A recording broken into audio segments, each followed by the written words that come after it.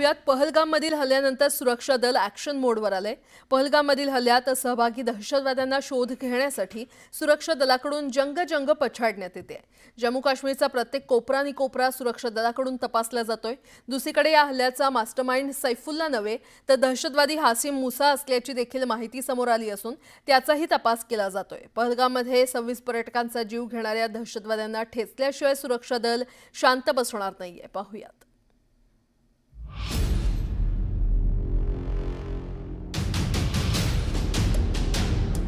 जम्मू काश्मीरच्या कुपवाडा जिल्ह्यातली घनदाट जंगलं असोत किंवा उंच डोंगर,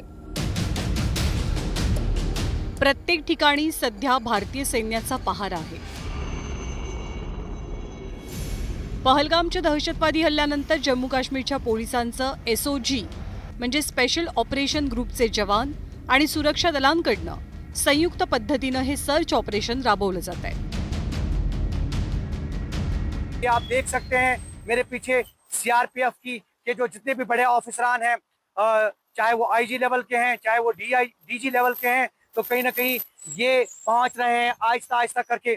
और यही वजह है कि ये ऑपरेशन जो हैं ये बदस्तूर जारी है और यहाँ के जंगलाती इलाकों में जो है छानबीन सर्च और लगी हुई है फौज सेना, और कहीं ना कहीं ये कोशिश कर रही है कि जहाँ पे भी ये मुलव्वस आतंकी मिले तो उन्हें जो है जल्द से जल्द न्यूट्रलाइज किया जाए, उनके खिलाफ ऑपरेशन किया जाए। पहलगाम हल्ल्यातील 2 दहशतवादी सांबा कठुआ या ठिकाणी लपल्याची शक्यता वर्तवली जात असून त्या दृष्टीनं जवानांकडनं स्थानिकांच्या मदतीनं दहशतवाद्यांचा शोध सुरू आहे। पहलगाम हल्ल्याची घटना तिथे हजर असलेल्या अनेक पर्यटकांच्या कॅमेऱ्यात कैद झाल्याचीही शक्यता आहे। पहलगाम हल्ल्याचे प्रत्यक्षदर्शी आणि पर्यटक यांना तपास यंत्रणांकडनं दहशतवाद्यांची स्केचेस दाखवली गेली। त्यात काही लोकांनी दहशतवादी हाशिम मुसाला ओळखल्याचं सूत्रांकडनं कळतंय। तपास यंत्रणांच्या माहितीनुसार हाशिम मुसा हा पाकिस्तानी नागरिक असून त्याचे थेट संबंध पाकिस्तान लष्कराच्या स्पेशल फोर्सेसशी आहेत। मुसा हा पाकिस्तानच्या स्पेशल सर्व्हिस ग्रुपचा माजी पॅरा कमांडो असून लष्कर-ए तैयबासोबत तो काम करतोय। मुसा पहलगाम हल्ल्याच्या टीमचा मोहरक्या असून यापूर्वी सुद्धा त्यानं 3 ते 4 हल्ले केलेत। हल्ला करण्याच्या प्रशिक्षणासह किट पुरवणाऱ्या टीममध्ये त्याचा सहभाग होता। जम्मू काश्मीर बाहेरून आलेल्या नागरिकांवर आणि पर्यटकांवर सोबतच सुरक्षा दलांवरती हल्ला करण्याचे आदेश दिले गेले होते अशी माहिती मिळते। We will not forget it, and we will not leave our Kashmiri brethren in their heroic struggle what they are waging against the Indian occupation. दरम्यान अमेरिकेच्या वृत्तपत्राने एक मोठा दावा केलाय। पाकिस्तानचे लष्कर प्रमुख मुनीर यांनीच पहलगाम हल्ला घडवून आणल्याचा दावा न्यूयॉर्क टाइम्सनं केलाय। पाकिस्तान लष्कर प्रमुख जनरल असीम मुनीर यांच्या आदेशावरनं हा हल्ला झाल्याचा दावा केला जातोय। मुनीर पाकिस्तानच्या सत्तेवरती ताबा मिळवण्याच्या प्रयत्नात असल्याचा आरोप या वृत्तपत्राकडनं करण्यात आलाय। पहलगाम हल्ल्याच्या ठिकाणी जाऊन क्राईम सीनही रिक्रिएट केला गेला। त्याआधी सोमवारी या हल्ल्याचा एक व्हिडिओ समोर आला होता। झिपलाईन करणाऱ्या ऋषी भट या पर्यटकाच्या कॅमेऱ्यात हा हल्ला कैद झाला। अल्लाहू अकबर, अल्लाहू अकबर, अल्लाहू अकबर। त्याशिवाय झिपलाईन जवळच्या स्थानिकांनी अल्लाहू अकबरचा नारा दिल्याचंही या व्हिडिओतनं पुढे येतंय। डाउटफुल वो बंदा लग रहा है क्योंकि मेरे आगे 10 बंदे गए थे, वो 10 बंदों में कहीं भी उसने कुछ जिक्र नहीं किया है। बट जब मैं कर रहा था तब उसने 3 बार अल्लाहू अकबर ऐसे 3 बार बोला। दूसरा बंदा जो पीछे था वो कुछ उर्दू की किताब पढ़ रहा था। ये सारी चीज़ अहमदाबाद 23 तारीख को पहुंच के हम फैमिली के साथ वीडियो देख रहे थे, तब मेरे माइंड में और मेरे बड़े भाई के माइंड में आई कि अभी तक के कोई वीडियो में ये चीज़ नहीं और यहीं पे ये बंदा बोल रहा है और फायरिंग शुरू हो गई। तो वो मुझे थोड़ा डाउटफुल लग रहा है, इसीलिए मैंने आज तक वो वीडियो कहीं अपलोड नहीं किया था। फिर थोड़ा सिक्योरिटी चेकिंग करके मेरे को बोला गया तो मैंने वो वीडियो अपलोड किया। पहलगाम दहशतवादी हल्ल्यामागे पाकिस्तानचा हात आहे हे आता निश्चित होत आहे। हे दहशतवादी जर पाकिस्तानातनं नियंत्रण रेषा ओलांडून पहलगाममध्ये आले असतील तर त्यात अर्थातच त्यांनी स्थानिकांची मदत घेतली असल्याची शक्यता नाकारता येत नाही। त्यामुळे दहशतवाद्यांना मदत करणाऱ्यांचा शोध आता कसोशीनं घेतला जातोय। Bureau report, news 18 Lokmat. आता पाहणार तिन्ही सैन्य प्रमुख, संरक्षण मंत्री आणि NSA यांच्यासोबत झालेली उच्चस्तरीय सुरक्षा बैठक संपताच केंद्रीय गृहमंत्री अमित शहा यांनी पंतप्रधान मोदींची भेट घेतली. दोघांमध्ये महत्त्वाची चर्चा झाल्याची माहिती आहे. तर त्यानंतर लागलीच राष्ट्रीय स्वयंसेवक संघाचे सरसंघचालक मोहन भागवत हे देखील पंतप्रधान निवासस्थानी दाखल झाले होते. पंतप्रधान नरेंद्र मोदी आणि मोहन भागवत यांच्यातही सविस्तर चर्चा झाल्याची माहिती आहे.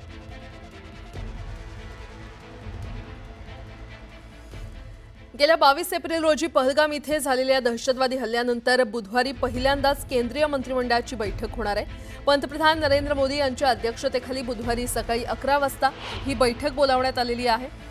गेल्या आठवड्यात केंद्रीय मंत्रिमंडळाची एकही बैठक झाली नाही आणि फक्त 23 एप्रिल रोजी सुरक्षा विषयक कॅबिनेट समितीची बैठक झाली आणि त्यांनी दहशतवादी हल्ल्याचा निषेध केला. केंद्रीय मंत्रिमंडळाच्या बैठकीशिवाय आज 3 महत्त्वाच्या बैठकी होणार आहेत. यामध्ये पहिली बैठक ही मंत्रिमंडळाच्या सुरक्षा विषयक समितीची, तर दुसरी मंत्रिमंडळाच्या आर्थिक विषयक समितीची आणि तिसरी महत्त्वाची मंत्रिमंडळाच्या राजकीय कामकाजासंदर्भातली समितीची बैठक राजधानी दिल्लीमध्ये होणार आहे.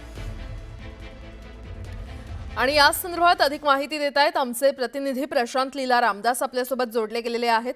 प्रशांत, आज 3 महत्त्वाच्या बैठकी, काय अपडेट? बरोबर, 3 म्हणण्यापेक्षा 4 महत्वाच्या बैठकी आहे. एक तर कॅबिनेटची बैठक आहे, म्हणजे केंद्रीय मंत्रिमंडळाची बैठक पंतप्रधान नरेंद्र मोदी यांच्या अध्यक्षतेखाली होईल. त्यानंतर केंद्रीय सुरक्षा विषयक समिती जी आहे ती पंतप्रधान नरेंद्र मोदींच्या अध्यक्षतेखाली ही बैठक होईल, जी मंत्रिमंडळाची समिती आहे. त्यानंतर तिसरी महत्वाची बैठक म्हणजे केंद्रीय समितीच्या आर्थिक विषयक समितीची बैठक होईल, ज्यामध्ये कशा पद्धतीने पाकिस्तानवरती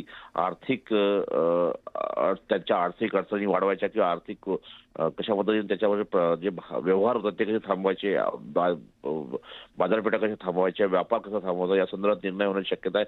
त्यानंतरची चौथी अत्यंत महत्वाची बैठक म्हणजे कशा पद्धतीचं धोरण, राजकीय धोरण असावं भारत सरकारचं आणि त्यासाठी सर्व राजकीय पक्षांना कसं सोबत घ्यायचं या संदर्भात निर्णय घेण्याकरता केंद्रीय संरक्षण मंत्री राजनाथ सिंग यांच्या अध्यक्षतेखाली CCP, ज्याला cabinet committee on parliament affairs असं समजलं, ज्याचा अर्थ असा होतो की मंत्रिमंडळाच्या राजकीय कामकाजा संदर्भातली ही बैठक होणार आहे. या 4 महत्वाच्या बैठकी आज राजधानी दिल्लीत होणार आहे. या 4ही महत्वाच्या बैठकींमधून महत्वाचे निर्णय देखील अपेक्षित आहेत. स्टुडिओ. बरं प्रशांत, अपडेट घेत राहू. तुर्तास धन्यवाद या सविस्तर माहितीसाठी. दरम्यान ते जमिनीवरून हल्ला करतील की आकाशातून, सागरी किनारी मार्गे राजधानी मध्ये घुसणार तर नाहीत ना, आणि अशा अनेक प्रश्नांनी पाकिस्तानची झोप उडाली आहे. भारत आता पाकिस्तानला सडेतोड उत्तर देण्यासाठी निर्णायक तयारी करतोय. स्वप्नातही विचार केला नसेल असा धडा शिकवण्याचा इशारा पंतप्रधान नरेंद्र मोदींनी दिलाय. त्यामुळे आता भारत कोणकोणत्या पर्यायांचा वापर करणार या विचारानं पाकिस्तानी लष्कर आणि नेत्यांना पळताभुई थोडी झाली आहे. राफेल विमानांनी एअर स्ट्राईक, सर्जिकल स्ट्राईक, क्षेपणास्त्र हल्ले आणि सागरी नाकेबंदी असे एक ना अनेक पर्याय सध्या भारतासमोर आहेत. पहलगाममधील दहशतवादी हल्ल्यानंतर संपूर्ण भारतात संतापाची लाट आहे. तर पहलगाम हल्ल्याचा बदला घेण्याची मागणी होते आणि याच पार्श्वभूमीवर भारतानं पाकिस्तान विरोधात कठोर भूमिका घेतली आहे. जशास तसं उत्तर देण्यासाठी लष्करी आणि राजनैतिक अशा 2 पातळ्यांवर भारतानं पाकिस्तानची घेराबंदी केली आहे. यावेळी पाकिस्तानला कायमची अद्दल घडवण्याचा निश्चय भारतानं केलेला आहे. यासाठी भारतानं कशी तयारी केली आहे आपण ते देखील जाणून घेऊयात. आपण पाहूयात भारतीय सैन्याची तयारी नेमकी कशी आहे. खरं तर जमिनीवर हल्ला करणार की आकाशातून असे अनेक प्रश्न पाकिस्तान समोर उभे आहेत आणि सागरी किनाऱ्यामार्गे राजधानीमध्ये तर घुसणार नाहीत ना, आणि अशा अनेक प्रश्नांनी पाकिस्तानची खरं तर झोप उडाली आहे.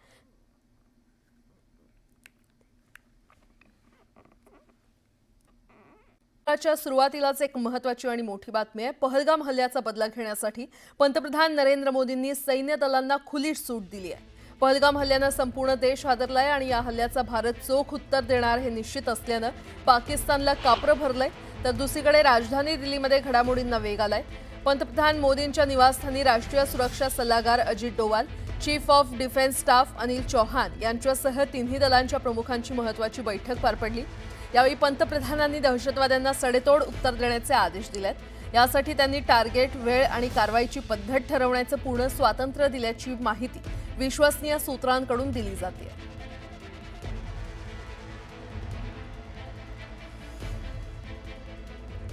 दरम्यान बैठकीमध्ये पंतप्रधान नरेंद्र मोदी सैन्याला उद्देशून काय म्हणालेत आपण पाहूयात. दहशतवादाला सडेतोड उत्तर देणं हाच आपला संकल्प असल्याचं मोदी म्हटलेत. मला सैन्य दलाच्या क्षमतेवर पूर्ण विश्वास असल्याचं देखील ते म्हटलंय. दहशतवाद्यांना सडेतोड उत्तर द्या अशी खुली सूट जवानांना देण्यात आलेली आहे. तर कारवाईसाठी सैन्य दलांना पूर्ण स्वातंत्र्य आहे. लक्ष, वेळ आणि कारवाईची पद्धत सैन्य दलानं ठरवावी असं म्हणत सैन्याला खुली सूट पंतप्रधान नरेंद्र मोदी यांनी दिली आहे.